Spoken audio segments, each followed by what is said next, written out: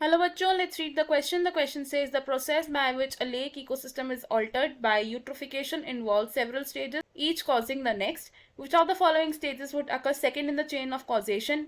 A. Algal blooms occur. B. Oxygen level drop in deeper water. C. Phosphorus input from sewage and agricultural runoff increase. D respiratory demand from decomposers increases. Question में हमें बोला है कि lake ecosystem में जो eutrophication होती है उसमें सेवरल स्टेजेस इन्वॉल्व होते हैं और एक स्टेज कॉज करता है दूसरे स्टेज को। हमसे ये पूछा गया कि गिवन ऑप्शंस में से कौन सा ऐसा इवेंट है जो सेकेंड स्टेज पर कंसिडर किया जाता है in the chain of this causation. So इस क्वेश्चन में हमारा की कॉन्सेप्ट क्या होगा? The key concept for this question is eutrophication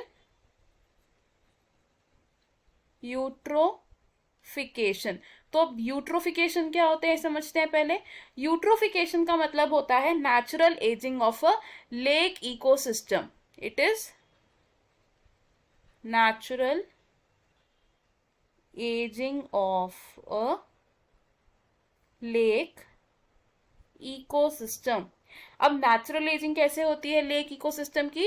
it occurs due to the biological nutrient enrichment. Due to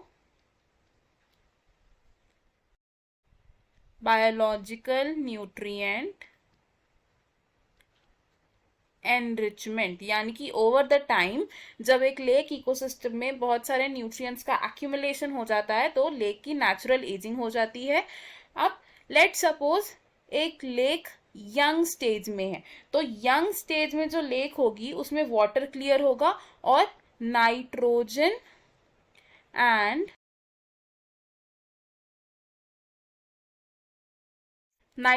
and phosphorus की अबंडेंस होगी, जिसकी वजह से क्या होगा? पॉपुलेशन इंक्रीज होगी ऑफ द एक्वेटिक ऑर्गेनिजम्स और ओवर द टाइम क्या होगा? Over a long time sewage से और एग्रीकल्चरल वेस्ट से जो फॉस्फोरस है वो डिपॉजिट होना शुरू हो जाएगा in the lake. So first event क्या होगा? accumulation of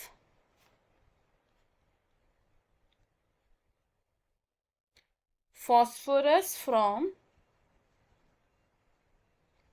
sewage and agricultural run of, यानी कि एग्रीकल्चरल वेस्ट और सीवेज डिस्पोज ऑफ होंगे इनटू द लेक, जिससे लेक के अंदर फॉस्फोरस का एक्यूमुलेशन इंक्रीज हो जाएगा। फॉस्फोरस का एक्यूमुलेशन इंक्रीज हो जाएगा। अब इस एक्यूमुलेशन के इंक्रीज होने की वजह से क्या होगा? एल्गल ब्लूम डेवलप हो जाएंगे on the surface of lake. तो सरफेस ऑफ लेक पर क्या होगा? एल्गल ब्लूम्स की डेवलपमेंट हो जाएगी, यानी कि जो एल्गे हैं उनकी ओवर ग्रोथ हो जाएगी। अब जब एल्गे की ओवर ग्रोथ हो जाएगी तो लेक के डीपर लेयर्स में जो हमारे डीकम्पोजर्स हैं उनकी रेस्पिरेटरी डिमांड्स इंक्रीज हो जाएंगी। अब क्योंकि एल्गल ब्लूम्स ने सरफेस को एक्वायर कर लिया है तो डीपर लेयर में ऑक्सीजन की डिप्लीशन हो जाएगी। तो फोर्थ इवेंट क्या होगा? Oxygen depletion in the deeper layers. तो हम क्या देख रहे हैं इन सेट ऑफ इवेंट्स में? सेकेंड इवेंट क्या है हमारा? It is the occurrence of algal blooms on the surface of the lake. So इस क्वेश्चन में हमारा आंसर क्या होगा? It is option A which says algal blooms occur. बाकी के ऑप्शंस क्यों इनकरेक्ट है अब ये देखते हैं। Option B says oxygen levels drop in deeper water, तो ये है हमारा फोर्थ स्टेज ना कि second stage. Option C says phosphorus inputs from sewage and agricultural run off increases, तो ये है हमारा first event in the causation of eutrophication.